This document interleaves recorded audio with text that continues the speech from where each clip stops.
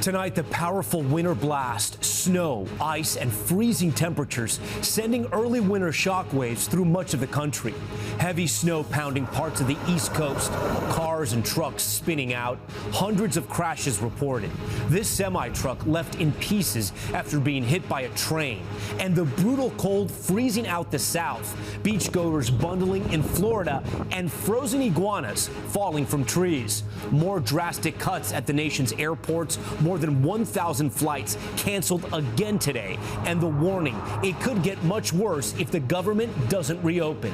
Those cuts impacting the race back to Washington for members of Congress, with a key vote to end the shutdown set for tomorrow. One House member even riding his motorcycle all the way from Wisconsin. But the question tonight, do Republicans have the votes to reopen the government?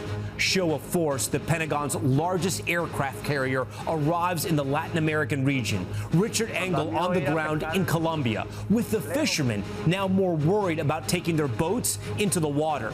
Dozens of tourists rescued after their catamaran sunk off the coast of the Dominican Republic.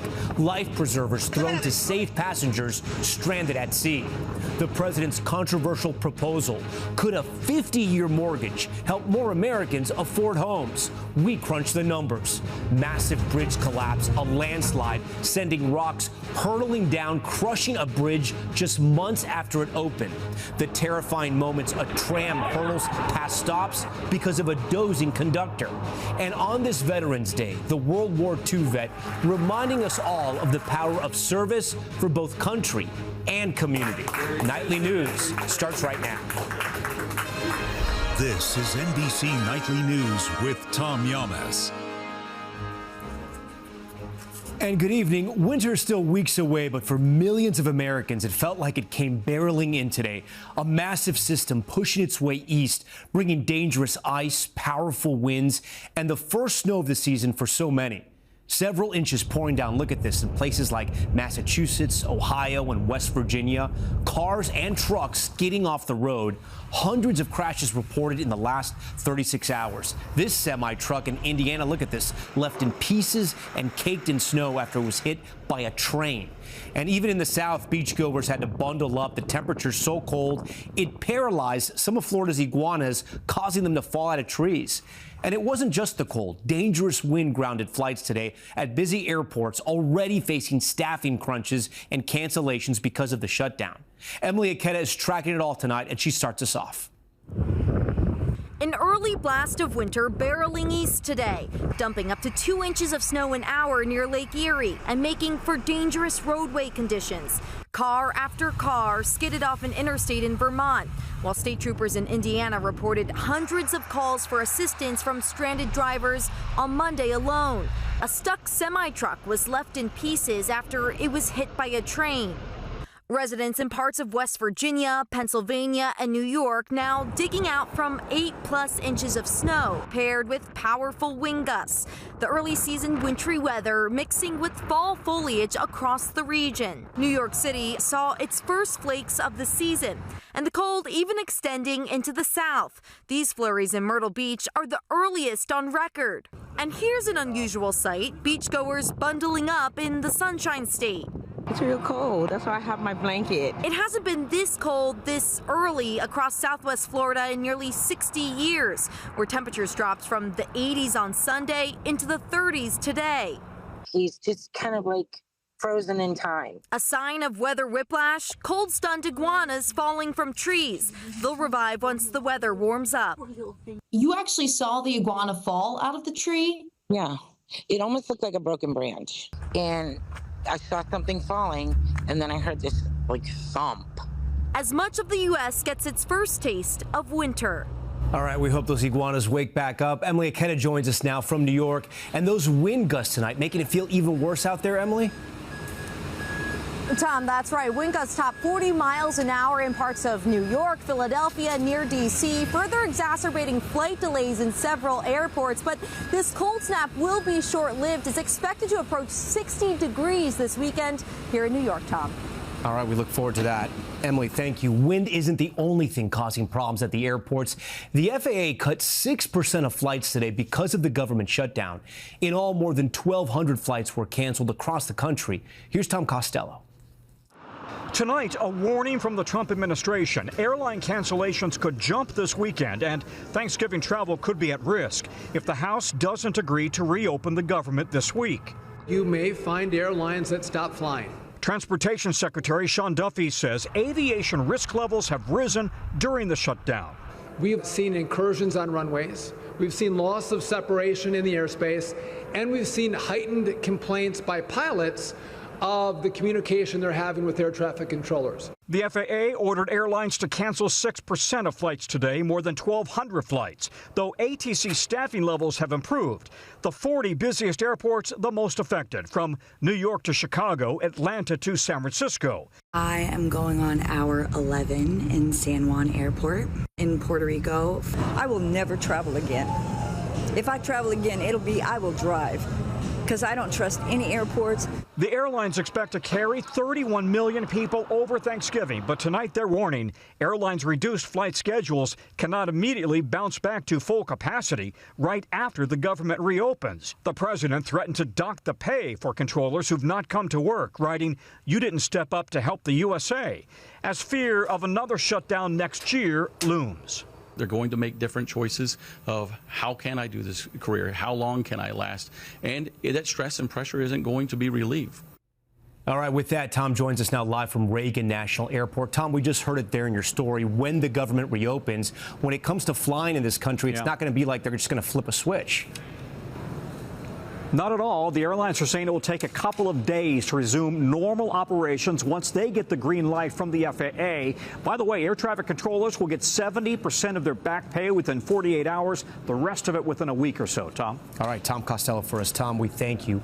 To the final push now to reopen the government. A deal has been reached to end the shutdown, but there's one last hurdle. Ryan Nobles joins us now live. And Ryan, it has to be approved by the House. Yeah, that's exactly right, Tom. The bill to reopen the government has already passed the Senate, and now Republicans are working to ensure they have the votes to get it through the House. And ironically, it is the shutdown that is complicating efforts to end it. One Republican, Derek Van Orden, is riding his motorcycle from Wisconsin 16 hours to get back here to Washington to avoid shutdown-related airport delays. Now, Democrats are encouraging their members to vote against this bill, but Republicans are confident that it will pass tomorrow night and that President Trump will sign it into law. Tom? It's going to be a chilly ride, but it is worth the drive. All right, Ryan, thank you for that. To Latin America now, where America's largest aircraft carrier has just arrived. Part of President Trump's show of force to deter cartels from smuggling drugs into the U.S. Richard Engel is in Colombia tonight for us. The Pentagon today announced the USS Gerald Ford arrived in the Latin American region, part of President Trump's war on drug cartels. The Ford is the biggest aircraft carrier in the American fleet and has accompanying warships, far more firepower than needed to sink a few alleged drug smuggling boats. The target could be Venezuela. President Trump calls its authoritarian president, Nicolas Maduro, a narco-terrorist. Neighboring Colombia is also on edge. Colombia is a drug den. It's a drug den, and it has been for a long time. I met the chief of Colombia's elite counter-narcotics division. He was emphatic. His troops fight drug smugglers. What do you think when people in the United States, critics, say that Colombia, your forces, aren't doing anything? Every day, we continue to carry out intelligence, land, and air operations to combat this scourge of drug trafficking, he said. The U.S. military strikes on boats allegedly carrying drugs heading for the United States is having a chilling effect on fishermen here in Colombia. Normally, these boats go far out to sea to find their catch. But now, fishermen tell us they're too afraid, worried that if they go far from the shore, they could be hit by a U.S. drone. These fishermen only brought in a meager haul after 6 hours at sea. Richard Engel, NBC News, Santa Marta, Colombia. Okay, we want to head now to the Dominican Republic, where a tourist excursion on the water took a shocking turn. The tourist catamaran sinking and sparking an emergency rescue operation. George Solis tonight with the video. Dramatic video capturing the tense moments passengers were left floating in the Caribbean Sea after their catamaran sank. The stranded tourists can be heard shouting, one person appearing to hold a cell phone in the choppy water. And this is the moment rescuers tossed in life preservers attempting to save the passengers.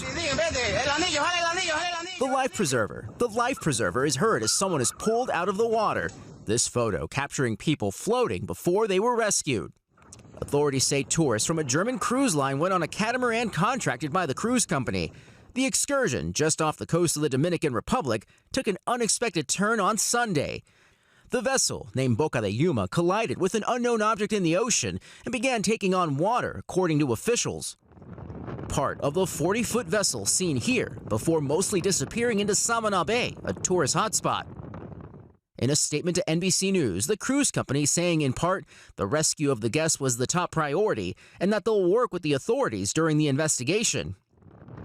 Everyone on board, around 50 people, including the captain and crew, was saved, according to officials. Tonight, the search for answers into this high-sea rescue continues. George Solis, NBC News. And tonight, families of counselors and campers who were killed in that catastrophic flooding on the 4th of July have filed lawsuits against Camp Mystic. They allege the camp didn't do enough to protect their girls. Here's Laura Jarrett.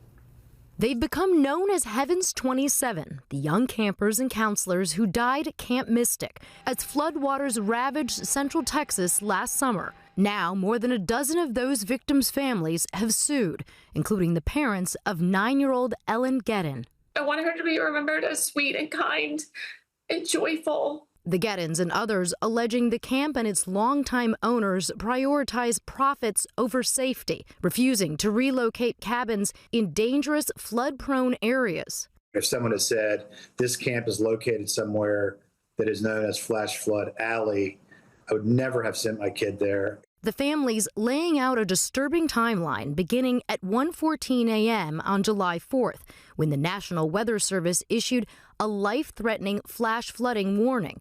Yet instead of evacuating, the camp's director, Dick Eastland, and others squandered critical time, according to court filings, spending over an hour working to keep camp equipment dry and securing canoes.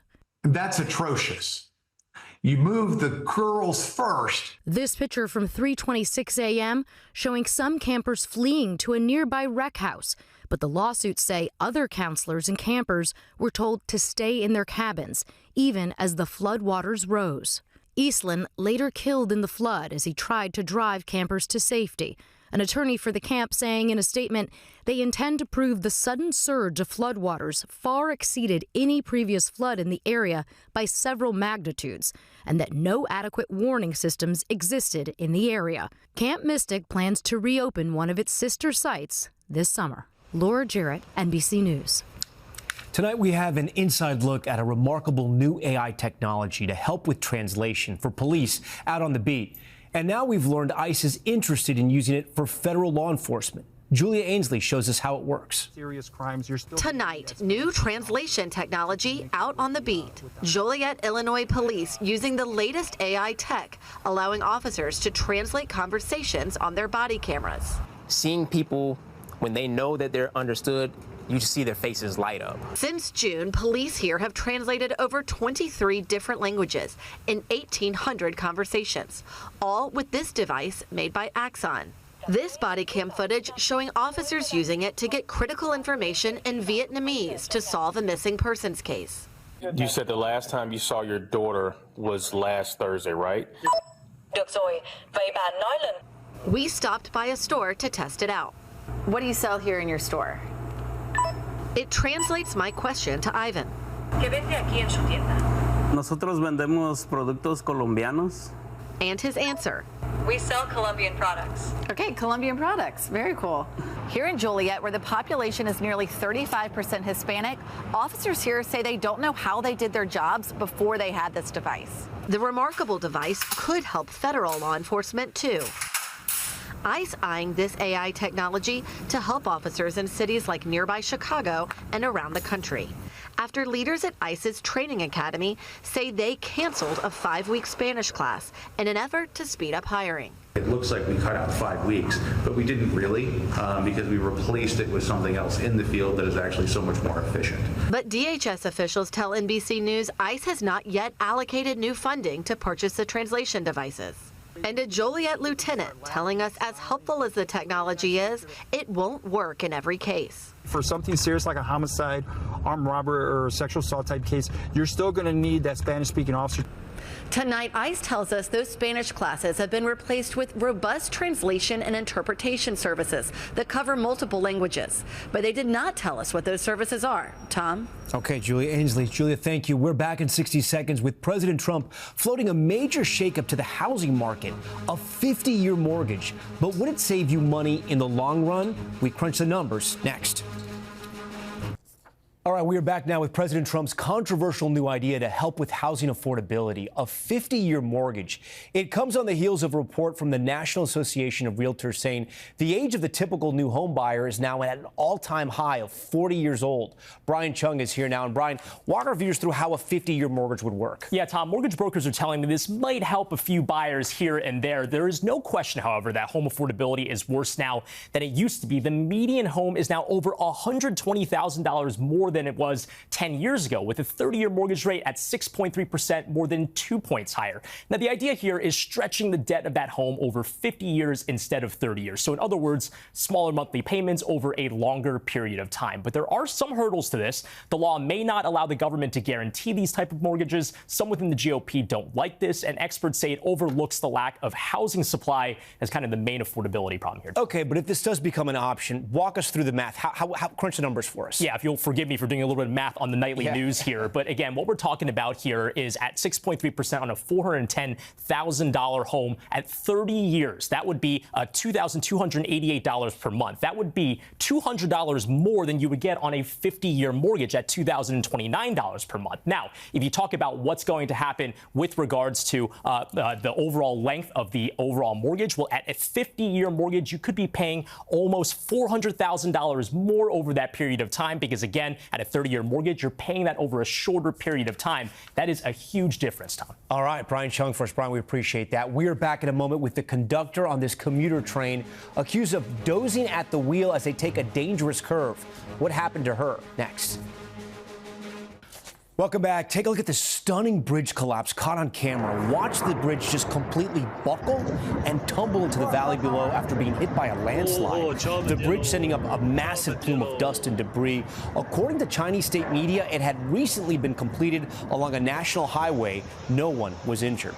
Okay, to frightening video out of San Francisco now. Transit officials say the driver of a light rail train fell asleep while operating it during the morning rush in September, blowing past stops. You can see the passengers jolting sharply multiple times. Some even fell down. Transit officials say it was going 50 miles per hour around the curve, too fast for the route. The driver has been taken off the job ever since. And in Clearwater, Florida, a man stuck inside of this Porsche, engulfed by flames. Good Samaritans rushing to his rescue, pulling the 74-year-old out. Some even tried to extinguish the fire. Glad they got him out. Okay, when we come back, the nation honoring those who serve. From President Obama surprising veterans to co-workers celebrating a World War II vet. Those moments next.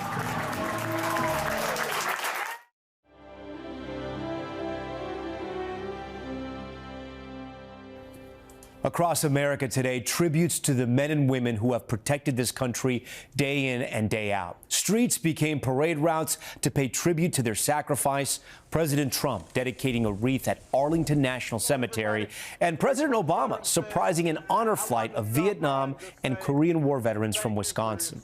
And as we honor those who serve, we wanted to introduce you to a World War II veteran proving age is just a number and inspiring everyone around him. Kathy Park has his story. At 98 years old, service never really ended for Navy veteran Ron Gibbons. Well, they say you've been here 17 years. I said, yeah, they're going to keep me here till I do it right, so. Customers call him Mr. Ron. Most days you can find him working in the lawn and garden department at Lowe's in Ulster, New York. What's the best type of plant to get in the ground right now? The mums are out now, yeah. And I tell them the dads will be in later, but After serving his country and 35 years with IBM, Gibbons couldn't sit still for long. If you don't work when you retire, you're going to just rust. That's boot camp. Yeah. You looked real happy at boot camp. I was very happy. Gibbons was drafted at just 18 years old. He remembers that time fondly, the camaraderie and the heartache. What does Veterans Day mean to you? I lost 2 friends and 2 of my buddies I grew up with, and my uncle. It means a lot. On this Veterans Day, he honors those who served beside him, and his colleagues found time to honor him too. What's the message that you have for our men and women in service right now? God bless you. You're working for the best and greatest country in the world. Kathy Park, NBC News, Mooresville, North Carolina. And a big thank you to Ron and all the veterans out there and their families for all that they sacrifice. That's Nightly News for this Tuesday. I'm Tom Llamas. Thanks so much for watching. Tonight and always, we're here for you. Good night. We thank you for watching, and remember, stay updated on breaking news and top stories on the NBC News app or watch live on our YouTube channel.